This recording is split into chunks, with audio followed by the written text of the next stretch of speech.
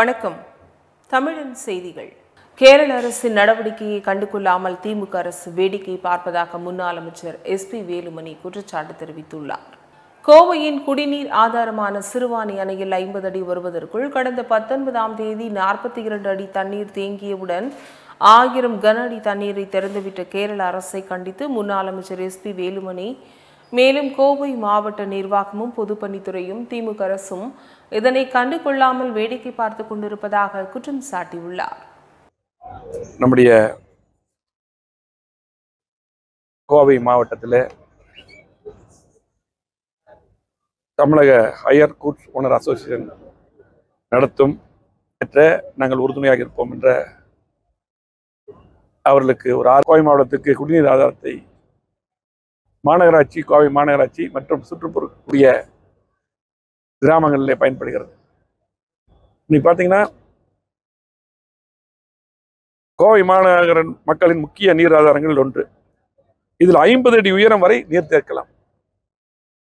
இதில் பார்த்தீங்கன்னா கேரள மாநில அதிகாரிகள் செய்வதில்லை.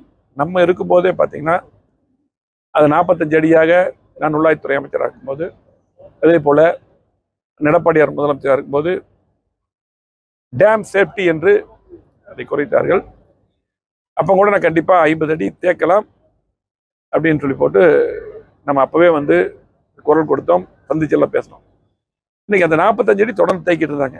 இன்றைக்கு சிறுவாணி அணையில் பார்த்தீங்கன்னா இந்த 5 அடி குறைவாக சேமிக்கப்படும் நீரில் கிட்டத்தட்ட அது 19% நீர் நமக்கு எல்லாம் போகுது, 19%.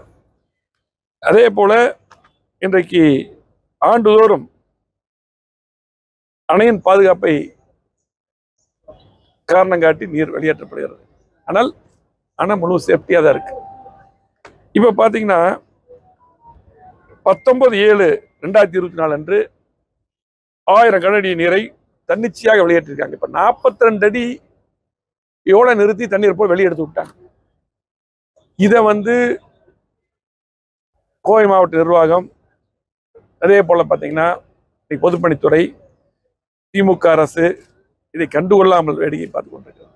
ஜெயம்குண்டத்தில் மறியல் மற்றும் ஆர்ப்பாட்டம் நடத்த முயற்சித்த இந்து முன்னணியினர் 27 பேர் கைது செய்யப்பட்டுள்ளனர். அரியலூர் மாவட்டம் ஜெயம்குண்டம் 4 ரோடு அருகே பல்வேறு கோரிக்கைகளை வலியுறுத்தி இந்து முன்னணியினர் ஆர்ப்பாட்டத்தில் ஈடுபட்டனர்.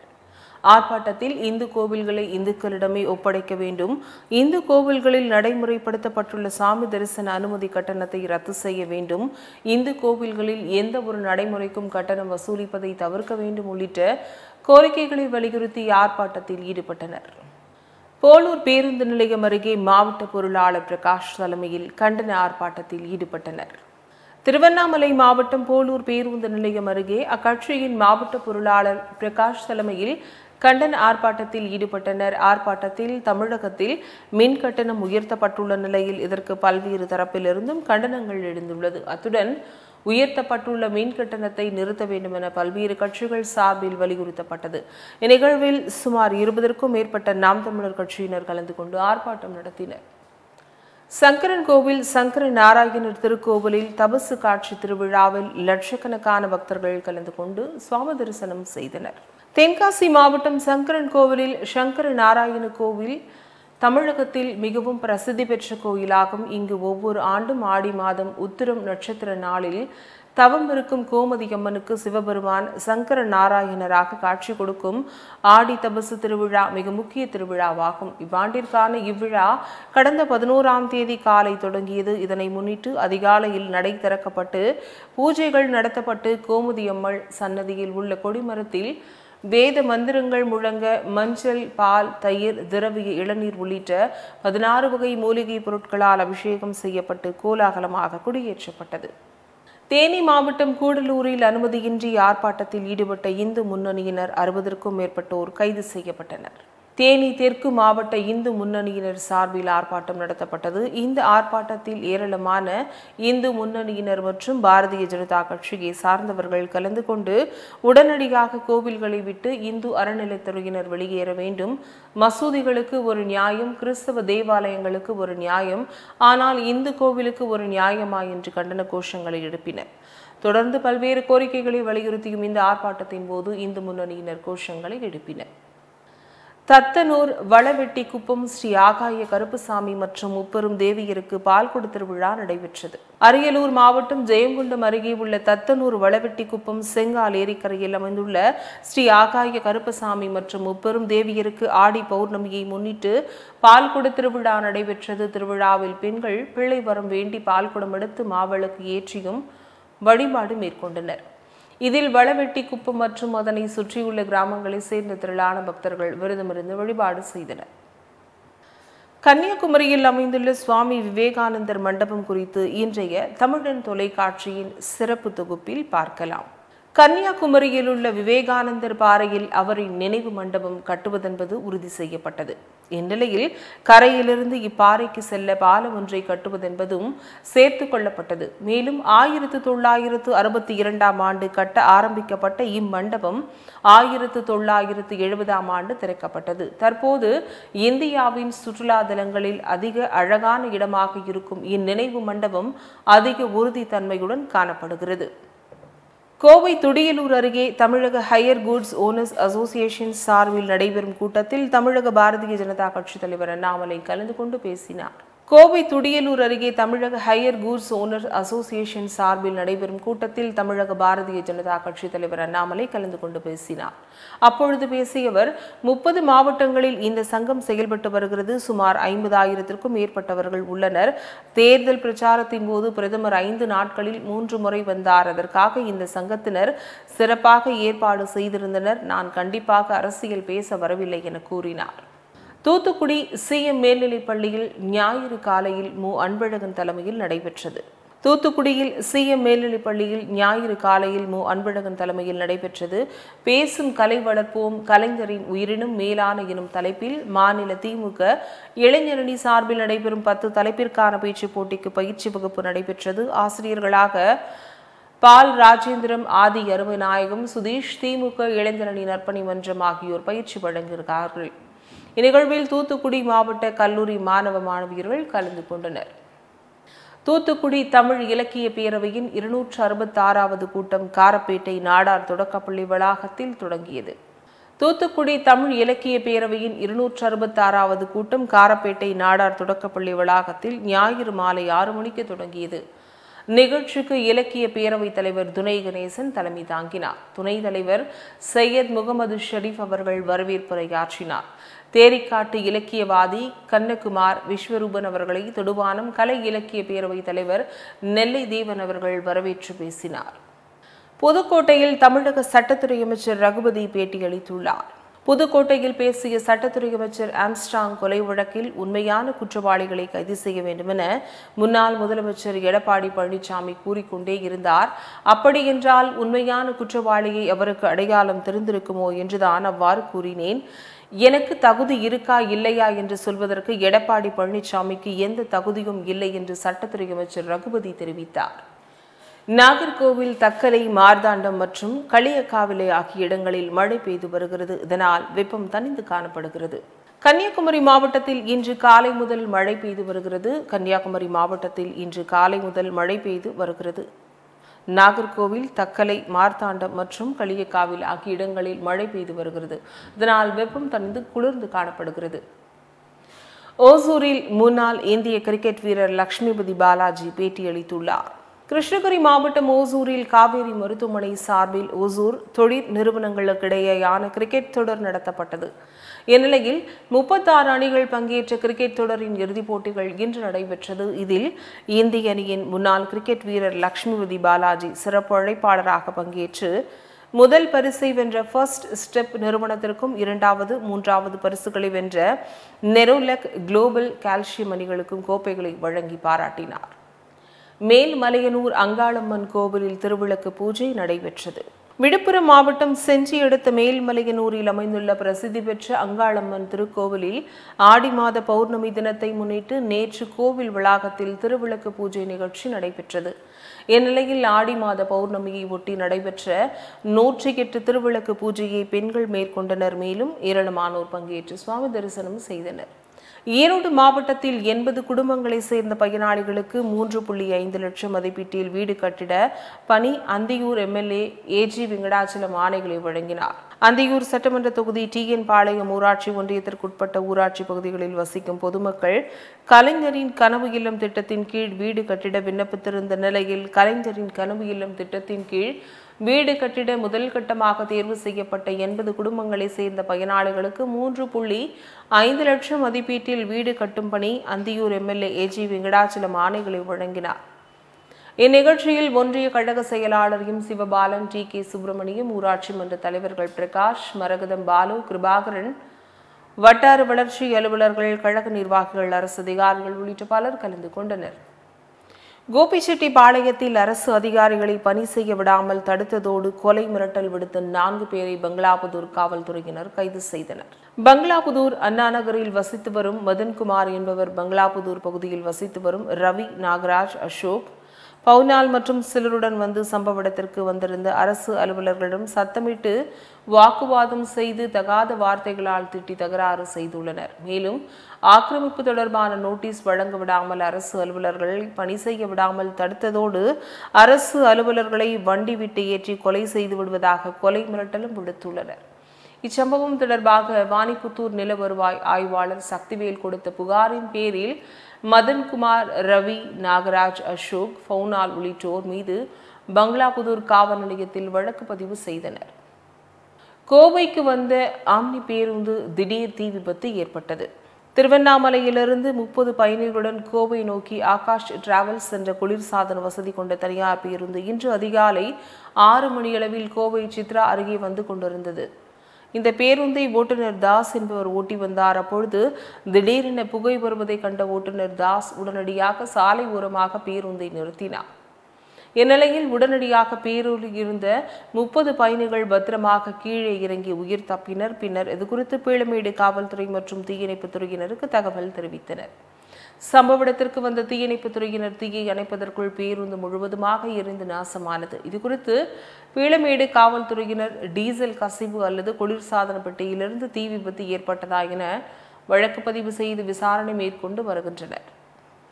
திருச்சி மாவட்டம் முசிறியில் தமிழக அரசை கண்டித்து ஆர்ப்பாட்டம் செய்ய வந்த இந்து முன்னணியினரை வழிமறித்து போலீசார் கைது செய்த சம்பவம் பரபரப்பை ஏற்படுத்தியது.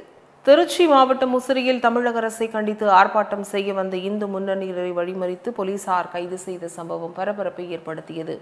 இந்நிலையில் ஆர்ப்பாட்டத்தில் தமிழக கோவில்களில் ஆலய தரிசன கட்டணத்தை ரத்து செய்ய கோரியும், அர்ச்சனை சீட்டு, நேர்த்திக்கடன், விளக்கு பூஜை, மொட்டையடிக்க உள்ளிட்ட கட்டணத்தை நீக்க கோரியும், கோவில் நிலங்களை விரைந்து ஆக்கிரமிப்பாளர்களிடமிருந்து மீட்கவும், இந்து அறநிலையத்துறையை இந்து கோவில்களிலிருந்து வெளியேற கோரியும், பல்வேறு இடங்களிலிருந்து கோவில்கள் இடிக்கப்பட்டதை கண்டித்தும் உள்ளிட்ட கோரிக்கைகளை வலியுறுத்தி இந்து முன்னணியினர் ஆர்ப்பாட்டம் செய்வதாக அறிவித்திருந்தனர். தென்காசி மாவட்டத்தில் சர்வதேச அளவில் இந்திய ஆதிக்கம் செலுத்தி வரும் விளையாட்டான அட்யா பட்யா விளையாட்டுப் போட்டி பள்ளி மாணவர்களுக்கிடையே நடைபெற்றது. தென்காசி மாவட்டத்தில் பள்ளி மாணவர்களுக்கிடையே நடைபெற்ற அட்யா பட்யா அசோசியேஷன் மாவட்ட துணை செயலாளர் ராஜா தலைமையில் நடைபெற்றது. இதில் 14 வயதிற்குட்பட்ட மாணவிகளுக்கிடையே நடைபெற்ற போட்டியில் பல்வேறு பள்ளிகளிலிருந்து மாணவர்கள் பங்கேற்றனர். இப்போட்டியில் வெற்றி பெற்ற மாணவிகளுக்கு கடையநல்லூர் சட்டமன்ற உறுப்பினர் கிருஷ்ணமுரளி மற்றும் போக்குவரத்து ஆய்வாளர் மணி ஆகியோர் சான்றிதழ் மற்றும் கோப்பைகளை வழங்கி பாராட்டினர். காஞ்சிபுரம் மாவட்டம் குன்றத்தூரில் காமராஜரின் 122வது பிறந்தநாள் சிறப்பாக கொண்டாடப்பட்டது. காஞ்சிபுரம் மாவட்டம் குன்றத்தூரில் காமராஜரின் 122வது பிறந்த நாளை முன்னிட்டு அம்பேத்கர், கக்கன், ஜி. வசந்தகுமார், ராகுல் காந்தி ஆகியோருடன் ஐம்பெரும் பிறந்தநாள் விழாவாக காங்கிரஸ் கட்சி வர்த்தகத்துறை மாவட்ட தலைவர் VLC ரவி தலைமையில் சிறப்பாக கொண்டாடப்பட்டு காமராஜர் பெருமையை பேசி கலை நிகழ்ச்சிகளில் கலந்து கொண்ட பள்ளி மாணவர்களுக்கு பரிசுகளும் சான்றிதழ்களும், ஏழைகளுக்கு புடவை, வேட்டி, அரிசி, தையல் மெஷின், ஆட்டோ என பல நலத்திட்ட உதவிகள் வழங்கப்பட்டது. ஒட்டன்சத்திரத்தில் 11 புதிய பேருந்து இயக்கத்தை அமைச்சர் சக்கரபாணி துவக்கி வைத்தார். திண்டுக்கல் மாவட்டம் ஒட்டன்சத்திரம் தொகுதிக்குட்பட்ட பகுதிகளில் 3 புதிய நகர பேருந்துகளும் 8 புதிய புறநகர் பேருந்துகளும் என மொத்தம் 11 புதிய பேருந்துகள் வழங்கப்பட்டுள்ளன. இந்நிகழ்ச்சியில் ஒட்டன்சத்திரம் ஊராட்சி ஒன்றிய குழு தலைவர் ஐயம்மாள், ஒட்டன்சத்திரம் நகரமன்ற தலைவர் திருமலைசாமி, கீரனூர் பேரூராட்சி தலைவர் கருப்புசாமி, வாடிப்பட்டி ஊராட்சி மன்ற தலைவர் ஜோதீஸ்வரன், பொது மேலாளர் துரைசாமி, வணிக மேலாளர் சக்தி, கோட்ட மேலாளர் ரமேஷ், தொழில்நுட்ப மேலாளர்கள் சத்தியமூர்த்தி, சண்முககுமார் உள்ளிட்ட பலர் கலந்து கொண்டனர். மக்களின் பணத்தை தனியார் சூப்பர் மார்க்கெட் நூதன மோசடி செய்வதாக வாடிக்கையாளர்கள் புகார் அளித்துள்ளனர். காரைக்குடியை சேர்ந்த மக்கள் குறைந்த விலை மளிகை பொருட்கள் மற்றும் வீட்டுக்கு தேவையான அனைத்து பொருட்களும் விற்பனை செய்யப்படுவதால் தங்களுக்கு வேண்டிய மளிகை சாமான்கள் மற்றும் வீட்டு உபயோகப் பொருட்கள் வாங்கி செல்வது வழக்கம். இங்கு கடந்த ஒரு வார காலமாக வாடிக்கையாளர்கள் வாங்கும் பொருட்களில் உள்ள விலை குறைவாகவும், பில் போடும்போது பில்லின் தொகை அதிகமாகவும் போட்டு நூதன மோசடி நடைபெறுவதாக வாடிக்கையாளர்கள் குற்றம் சாட்டியுள்ளனர். கோவையில் முக்கனி மனிதநேய அறக்கட்டளை சார்பாக 12ஆம் ஆண்டு நல்லிணக்க விழா சுகுணாபுரம் பகுதியில் உள்ள ரெயின்போ காலனியில் நடைபெற்றது. கோவையில் முக்கனி மனிதநேய அறக்கட்டளை சார்பாக 12ஆம் ஆண்டு நல்லிணக்க விழா சுகுணாபுரம் பகுதியில் உள்ள ரெயின்போ காலனியில் நடைபெற்றது. நிகழ்ச்சியில் பல்வேறு பகுதிகளில் உள்ள 100க்கும் மேற்பட்ட மாற்றுத்திறனாளிகள் மற்றும் பார்வையற்றோர், மனநலம் பாதிக்கப்பட்டோர், முதியோர் உள்ளிட்ட பல்வேறு குடும்பத்தினர்களுக்கு நலத்திட்ட உதவிகள் வழங்கப்பட்டது. பரமக்குடி RS பேட்மிண்டன் அகாடமி சார்பில் மாபெரும் இறகுப்பந்து போட்டி நடைபெற்றது. ராமநாதபுரம் மாவட்டம் பரமக்குடியில் உள்ள RS பேட்மிண்டன் அகாடமி சார்பில் மாபெரும் இறகுப்பந்து போட்டி நடைபெற்றது. இந்த போட்டியானது இரு பிரிவுகளாக நடைபெற்றது. இந்த போட்டியில் ராமநாதபுரம் மாவட்டத்தை சேர்ந்த மிகச்சிறந்த 36 அணிகள் பங்கேற்றன. இப்போட்டியினை ராமநாதபுரம் இளைய மன்னர் நாகேந்திர சேதுபதி துவக்கி வைத்து வெற்றி பெற்ற வீரர்களுக்கு பரிசு தொகை வழங்கி பாராட்டுக்களை தெரிவித்தார். இப்போட்டியினை பரமக்குடி உடற்கல்வி ஆசிரியர்கள் மற்றும் இயக்குநர்கள், RS பேட்மிண்டன் அகாடமி நிர்வாகிகள் சிறப்பாக ஏற்பாடு செய்திருந்தனர். லால்பேட்டையில் காட்டுமன்னார் கோவில் வட்டார ஜமா அதுல் உலமா சபை சார்பில் பொதுத் தேர்வில் வெற்றி பெற்ற மக்தப் மாணவர்களுக்கு பரிசளிப்பு விழா நடைபெற்றது. கடலூர் மாவட்டம் லால்பேட்டையில் காட்டுமன்னார் கோயில் வட்டார ஜமா அதுல் உலமா சபை சார்பில் மாணவ மாணவிகளுக்கான மார்க்க அறிவு பொதுத் தேர்வில் வெற்றி பெற்ற மக்தப் மாணவர்களுக்கு பரிசளிப்பு விழா நடைபெற்றது. விழாவில் 200க்கும் மேற்பட்ட மாணவ மாணவிகளுக்கு பரிசுகள் வழங்கப்பட்டது. இதில் சுற்றுவட்டார பகுதி இஸ்லாமிய பெருமக்கள் ஏராளமானோர் கலந்து கொண்டனர். திண்டுக்கல் மாவட்ட ஊரக வளர்ச்சி உள்ளாட்சித்துறை ஊழியர்கள் சங்கத்தினர் ஆர்ப்பாட்டத்தில் ஈடுபட்டனர்.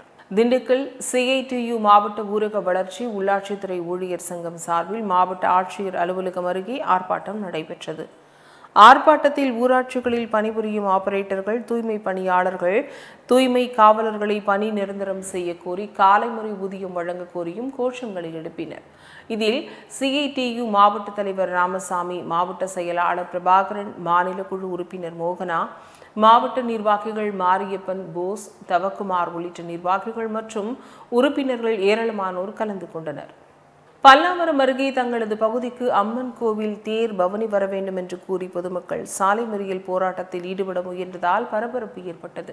பொழிச்செலூர் அகதீஸ்வரர் கோவிலின் உபகோவிலாகவும் உள்ளது. இந்நிலையில் கடந்த பல ஆண்டுகளாக தனியார் கட்டுப்பாட்டில் இருந்து வந்த இக்கோவிலை கடந்த சில மாதங்களுக்கு முன் இப்பகுதி பொதுமக்களின் வேண்டுகோளுக்கு அறநிலையத்துறை தங்களது கட்டுப்பாட்டின் கீழ் கொண்டு வந்தது.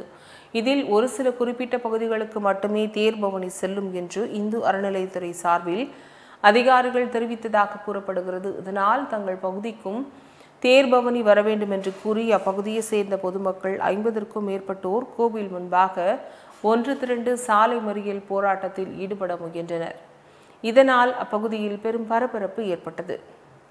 பல்லாவரத்தில் டாக்டர் அம்பேத்கர் இயக்கங்களின் கூட்டமைப்பின் சார்பில் பகுஜன் சமாஜ் கட்சி மாநில தலைவர் ஆம்ஸ்ட்ராங் நினைவேந்தல் கூட்டம் நடைபெற்றது. சென்னை அடுத்த பல்லாவரம் அம்பேத்கர் சிலை அருகே டாக்டர் அம்பேத்கர் பகுத்தறிவு இயக்கம், டாக்டர் அம்பேத்கர் இயக்கங்களின் கூட்டமைப்பு சார்பில் பகுஜன் சமாஜ் கட்சி மாநில தலைவர் ஆம்ஸ்ட்ராங் நினைவேந்தல் கூட்டம் ஆதி திராவிட நலசங்க பொதுச் செயலாளர் மூர்த்தி தலைமையில் நடைபெற்றது. கூட்டத்தில் முன்னாள் சட்டமன்ற உறுப்பினர் பாதன் சிங், அம்பேத்கர் மக்கள் படை மதி பரையனார், அன்பரசு, புரட்சி பாரதம் சுரேஷ், ஜெயசீலன் ஆகியோர் கலந்து கொண்டு ஆம்ஸ்ட்ராங் படுகொலையை கண்டித்து கண்டன உரையாற்றினர். தாராபுரத்தில் அம்பேத்கர் நகர் பகுதியில் 2 மாதங்களாக குடிநீர் வராததை கண்டித்து காலை குடங்களுடன் பொதுமக்கள் சாலை மறியலில் ஈடுபட்டதால் அரை மணி நேரம் போக்குவரத்து பாதிப்படைந்தது.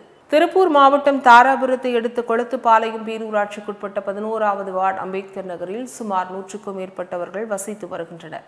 இந்நிலையில் கடந்த 2 மாதங்களாக குடிநீர் வராததை கண்டித்து அம்பேத்கர் நகர் பகுதி பொதுமக்கள் தாராபுரம் கரூர் சாலையில் காலி குடங்களுடன் சாலை மறியலில் ஈடுபட்டனர். கோவையில் சிறுவாணி அணையிலிருந்து கேரள அதிகாரிகள் நீர் வெளியேற்றிய நிலையில் கோவை மாநகராட்சி ஆணையாளர் திடீர் ஆய்வு மேற்கொண்டார். சிறுவாணி அணையினை நேரில் சென்று பார்வையிட்டு ஆய்வு மேற்கொண்டு அணையின் நீர்மட்டம், நீர் இருப்பு மற்றும் நீர் வெளியேற்றம் குறித்து அலுவலர்களிடம் கேட்டறிந்தார். இந்த ஆய்வின் போது தமிழ்நாடு குடிநீர் வடிகால் வாரிய தலைமை பொறியாளர் செல்லமுத்து, சிறுவாணி அணை செயற்பொறியாளர் மீரா, கேரள மாநில நீர்வளத்துறையினர் மற்றும் மாநகராட்சி அலுவலர்கள் பலர் உடனிருந்தனர் என்பது குறிப்பிடத்தக்கது. தமிழக அரசு அறிவித்துள்ள மின்கட்டண உயர்வை கண்டித்து அம்மா மக்கள் முன்னேற்ற கழகம் சார்பில் மயிலாடுதுறையில் கண்டன ஆர்ப்பாட்டம் நடைபெற்றது. மயிலாடுதுறையில் மின்கட்டண உயர்வை ரத்து செய்ய வலியுறுத்தியும் தமிழக அரசை கண்டித்தும் அம்மா மக்கள் முன்னேற்ற கழகம் சார்பில் கண்டன ஆர்ப்பாட்டம் நடைபெற்றது. ஆர்ப்பாட்டத்தில் ஏராளமானோர் பங்கேற்று கண்டன கோஷங்களை எழுப்பினர். மேயூர் ஊராட்சியில் மாபெரும் கண் மருத்துவம் மற்றும் மஞ்சள் காமாலை பரிசோதனை மருத்துவ முகாம் நடைபெற்றது. செங்கல்பட்டு மாவட்டம் மதுராந்தகம் ஒன்றியம் மேயூர் ஊராட்சியில் ஊராட்சி மன்ற தலைவர் தமிழரசன் என்கிற ஸ்டாலின் அவர்களின் ஏற்பாட்டின் பேரில் மதுராந்தகம் அரசு மருத்துவமனை மற்றும் கற்பக விநாயகா மருத்துவமனை இணைந்து மேயூர் ஊராட்சியில் ஊராட்சி மன்ற அலுவலகம் அருகே மருத்துவ முகாம் நடைபெற்றது. இந்த முகாமில் கண் மருத்துவர்கள் பொது மருத்துவம் மற்றும் மஞ்சள் காமாலை பரிசோதனை அனைத்து பொதுமக்களுக்கும் இலவசமாக பரிசோதனை செய்யப்பட்டது. சென்னையில் அறிவியல் ரீதியாக நிரூபிக்கப்பட்ட மற்றும் பாதுகாப்பான ஹோமியோபதி சிகிச்சைகளை டாக்டர் பத்ராஸ் ஹெல்த் கேர் நிறுவனம் தொடங்கியது. உலகளவில் ஹோமியோபதி கிளினிக்குகளை நடத்தி வரும் மிகப்பெரிய சங்கிலி தொடர் நிறுவனமான doctor Batra's health care Chennai மாநகரில் அதன் 8வது கிளினிக்கை இன்று தொடங்கியிருக்கிறது. இக்குழுமம் தமிழ்நாட்டில் தொடங்கும் 10வது கிளினிக் என்ற பெருமையை இது பெறுகிறது.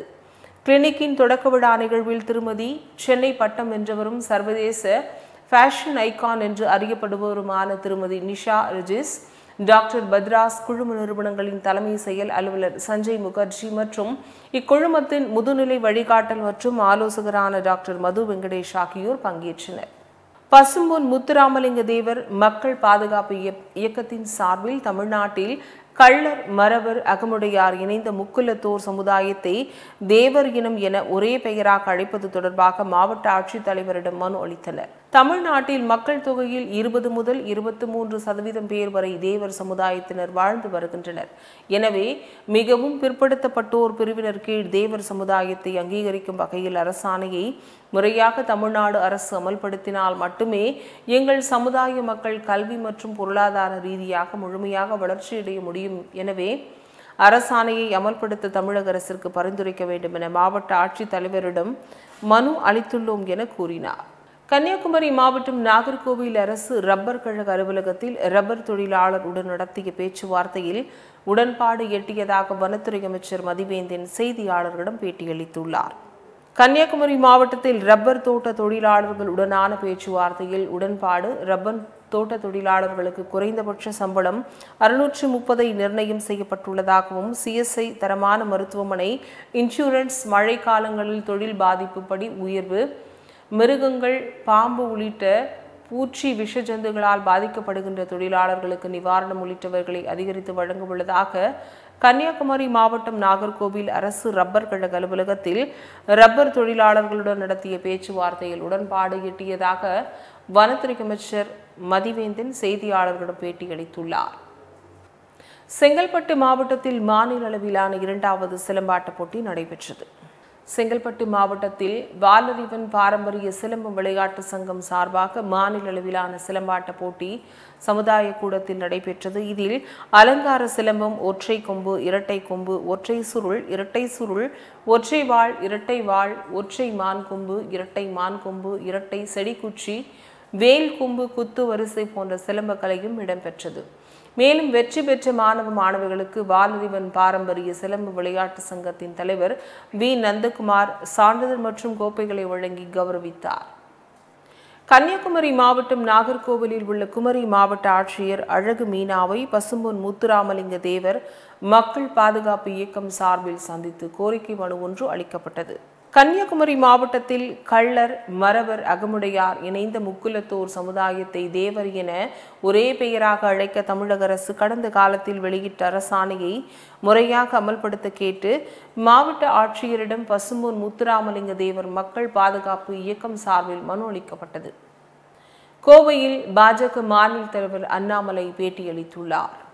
கோவை மேட்டுப்பாளையம் சாலையில் உள்ள குஜராத் சமாஜ் மண்டபத்தில் நடந்து முடிந்த நாடாளுமன்ற தேர்தலில் பாஜக சார்பில் தேர்தல் பணிகள் மேற்கொண்ட தன்னார்வலர்களுக்கான பாராட்டு மற்றும் ஆலோசனை கூட்டம் இன்று நடைபெற்றது.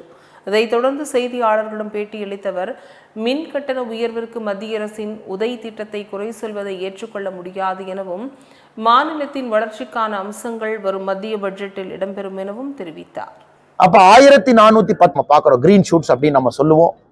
அதனால் வருகின்ற காலத்துல நிறைய விஷயங்கள், நேத்து கூட கோயம்புத்தூர்ல நம்முடைய Tamil Nadu higher goods owners association மீட்டிங்ல அவங்க கேட்டிருந்தாங்க, 18% 12% மைக் செட்ல இருந்து, எல்இடி ஸ்கிரீன்ல இருந்து, வாடகை பாத்திரத்திலிருந்து இதுக்கெல்லாம் நீங்க குறைக்கணும், நாங்க அதை கையில் எடுப்பதாக சொல்லி இருக்கின்றோம். நிறைய கோரிக்கைகள் தமிழ்நாடு முழுவதுமே வந்து கொண்டிருக்கிறது.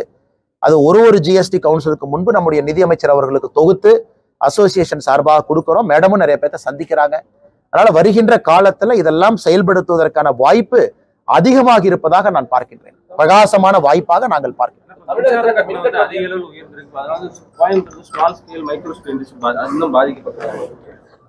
ஆனா இந்த மின்சார கட்டணத்தை பொறுத்தவரை நம்முடைய அன்பு சொந்தங்கள் ஒரு விஷயத்தை புரிந்து கொள்ள வேண்டும். குறிப்பாக இன்னைக்கு தமிழக அரசு பாத்தீங்கன்னா மக்களை முட்டாள் ஆக்குவதற்காக மற்ற மாநிலத்தினுடைய மின்சார கட்டணத்தை ஒப்பீடு செய்யறாங்க.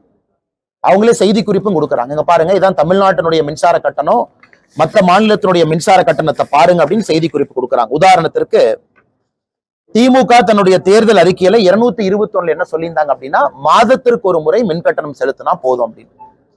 இன்னைக்கு மாதத்துக்கு ஒரு முறை மின் கட்டணம் செலுத்தாதனால வரக்கூடிய பிரச்சனை, பக்கத்து மாநிலத்துல மாதத்துக்கு ஒரு மாசமும் ஸ்லாப் மாறும்.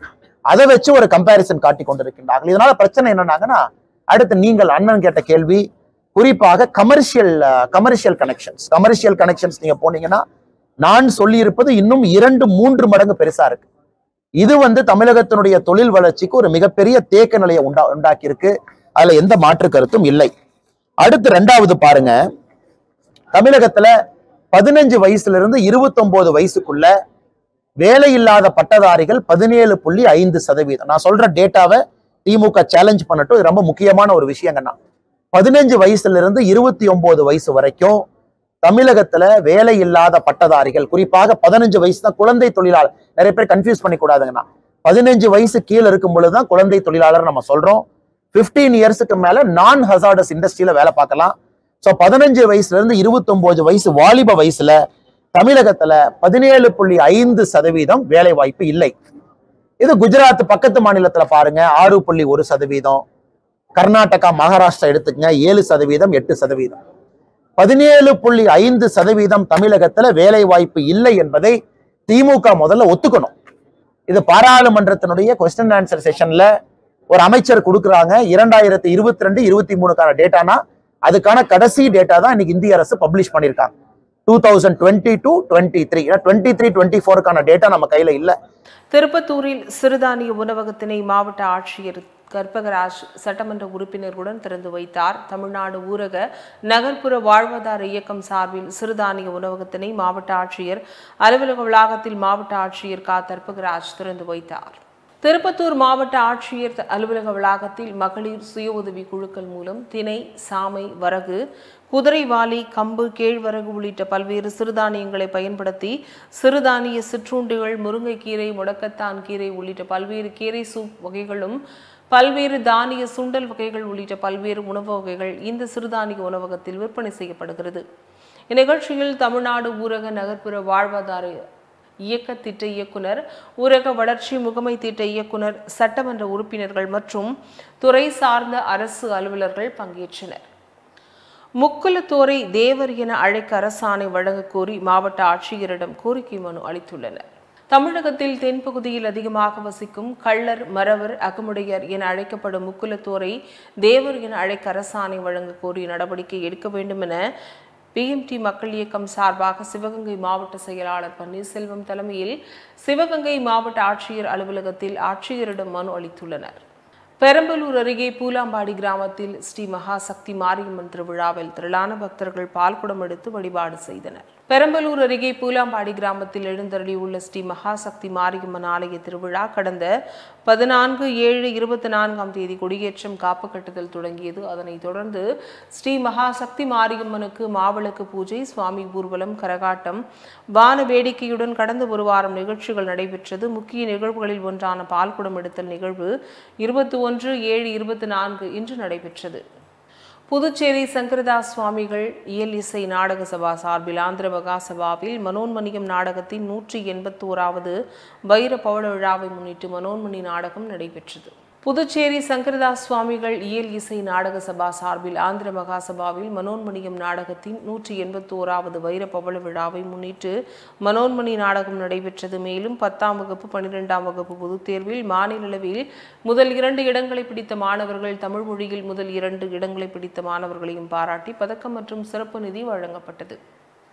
தமிழக கேரள எல்லைப் பகுதியில் சுகாதாரத்துறை அதிகாரிகள் தீவிர சோதனையில் ஈடுபட்டுள்ளனர். கேரளாவில் கண்டறியப்பட்ட நிஃபா வைரஸ் எதிரொலி காரணமாக கோவை கேரள எல்லைகளில் கண்காணிப்பு தீவிரமாக நடைபெற்று வருகிறது. கேரள மாநில மலப்புரத்தில் நிஃபா வைரஸ் பாதிப்பால் 14 வயது சிறுவன் உயிரிழந்தார். மேலும் 60 பேருக்கு வைரஸ் பாதிப்பு கண்டறியப்பட்டுள்ளது. தமிழ்நாடு கால்நடை விவசாயிகள் முன்னேற்ற சங்கத்தின் புதிய சங்க கிளை மற்றும் பெயர் பலகை திறப்பு விழா மற்றும் நலத்திட்டங்கள் வழங்கும் விழா நடைபெற்றது. தமிழ்நாடு கால்நடை விவசாயிகள் முன்னேற்ற சங்கத்தின் புதிய கிளை சென்னை மணலி புதுநகர் பகுதியில் தொடங்கப்பட்டது. நிகழ்ச்சியில் சிறப்பு விருந்தினராக தமிழ்நாடு கால்நடை விவசாயிகள் முன்னேற்ற சங்கத்தின் மாநில தலைவரும் வழக்கறிஞருமான தங்க சாந்தகுமார் கலந்து கொண்டு பெயர் பலகை திறந்து வைத்து பெண்களுக்கு சேலை, பள்ளி மாணவ மாணவிகளுக்கு பள்ளி உபகரணங்கள் உள்ளிட்ட நலத்திட்ட உதவிகளை வழங்கினார். இத்துடன் செய்திகள் நிறைவடைகின்றன. மீண்டும் செய்திகள் 8:30 மணிக்கு. தொடர்ந்து பல்வேறு நிகழ்ச்சிகளை காண இணைந்திருங்கள் தமிழின் தொலைக்காட்சியுடன். வணக்கம்.